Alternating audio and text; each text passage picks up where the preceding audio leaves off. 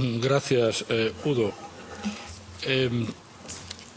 He visto con alguna envidia los años pasados a los colegas que llevaban el informe general, porque me parece un poco la fórmula en que concentramos buena parte de nuestro trabajo político y por eso pedí, al menos en esta legislatura, hacer personalmente yo uno. Pero como el trabajo decantado durante tantos años es un trabajo excelente, lo primero que me gustaría decir es que no traigo ninguna novedad revolucionaria.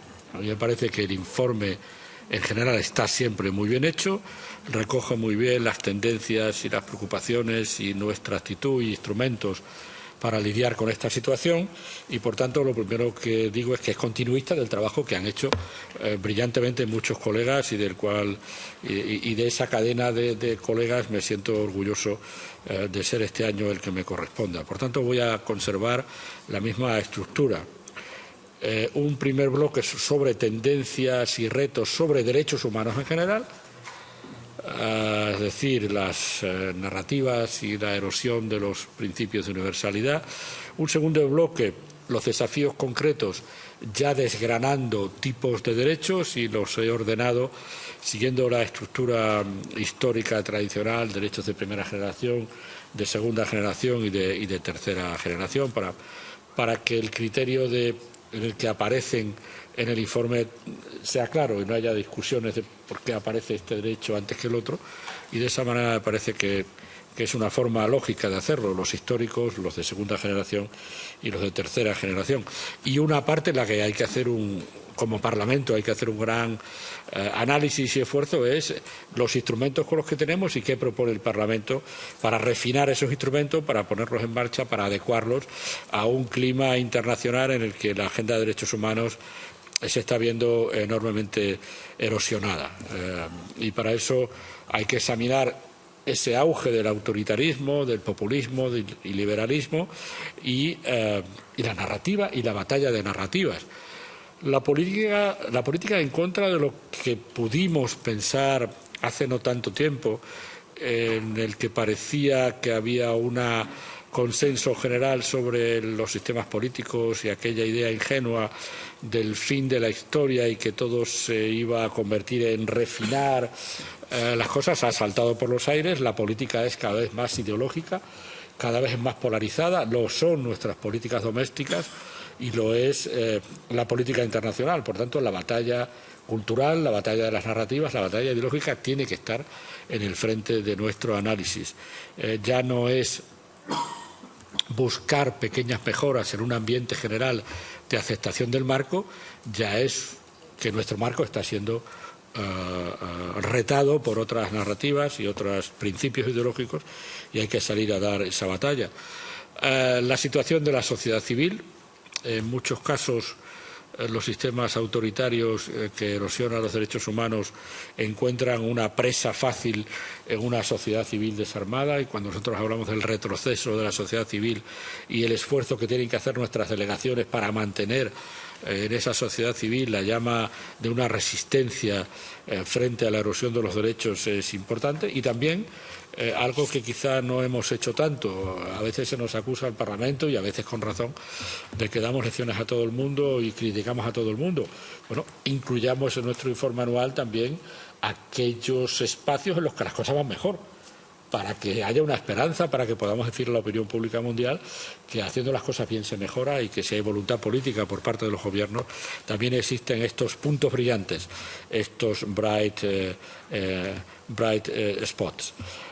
Esos son en esencia las líneas generales del informe, que repito, continúa lo más lealmente posible el excelente trabajo de los colegas que lo han hecho anteriormente, y tenemos el plazo abierto desde el 30 de agosto para enmiendas y el plazo finaliza mañana a las 18 horas y espero recibir de los colegas muchas enmiendas. Ellos tienen ya lo que podemos llamar el texto largo consolidado con las que yo hubiera redactado si no hubiera la limitación de espacio que tenemos para la primera propuesta, y espero que podamos tener una negociación, como han sido generalmente estos informes anuales, una negociación que permita una posición fuerte del Parlamento y seguir siendo dentro de las instituciones europeas el que mayor el que lucha con más denuedo y constancia por los principios y los valores.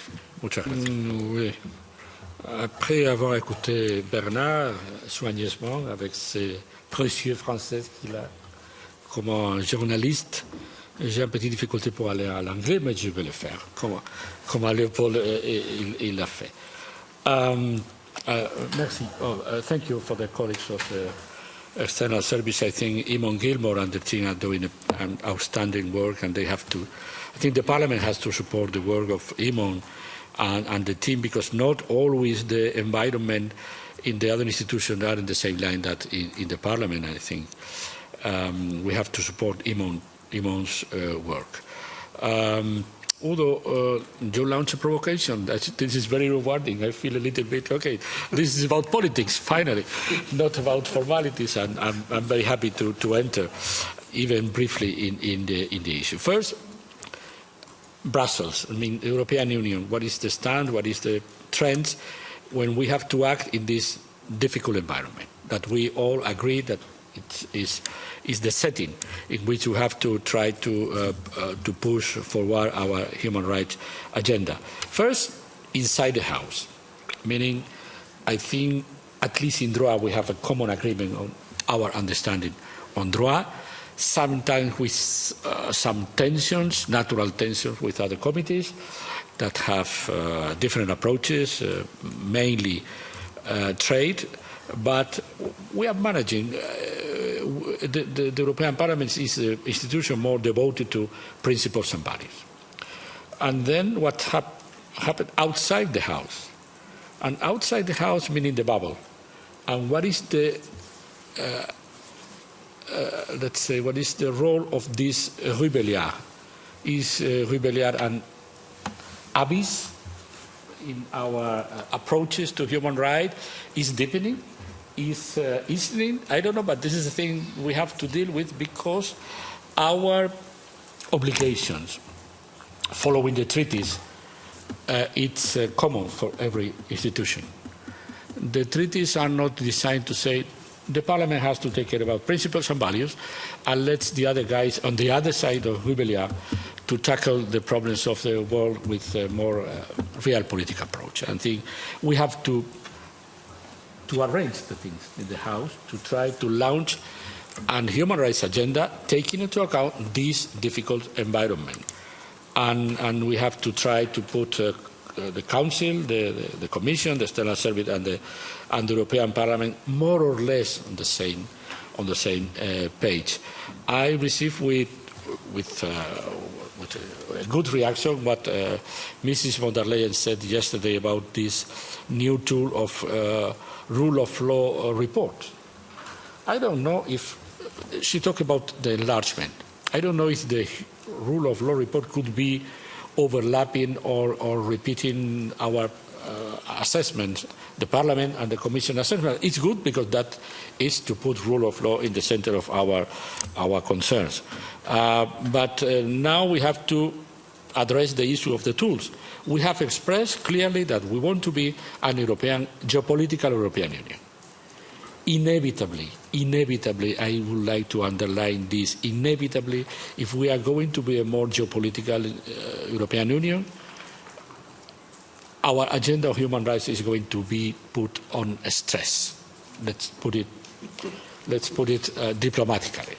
Because inevitably, real politics is going to appear. If you really have been part of geopolitical actor, real politics is gaining ground in the agenda. We have to be aware of that. And we as DROA have to be aware that that is needed. But we have to put some limits. We have to put some limits. I think the Tunisian example is a good example about the red lines that we don't need to cross.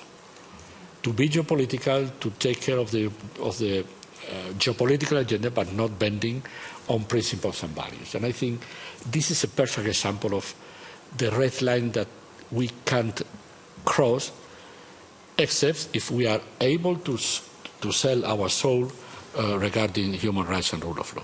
When we promote democracy in the world and human rights in the world, it's not only an angelical approach to the values.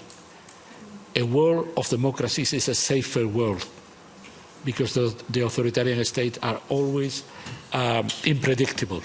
Democracies are predictable because they have a lot of check and balances of every type. And then democracies are predictable, authoritarian regimes are not. When we promote democracy, we are not only promoting an ideological approach, but we are promoting a safer world. And I think we have to try to manage these things. But let's be conscious that the human rights agenda has to be merged with the other not easy realpolitik and geopolitical agenda. And this is the setting in which we have to discuss, as Bernard said, probably with other help, with some academics, but this is the political thing, the big political thing we have to deal with. And thank you, Udo, for provoking this intellectual reflection of myself and my colleagues.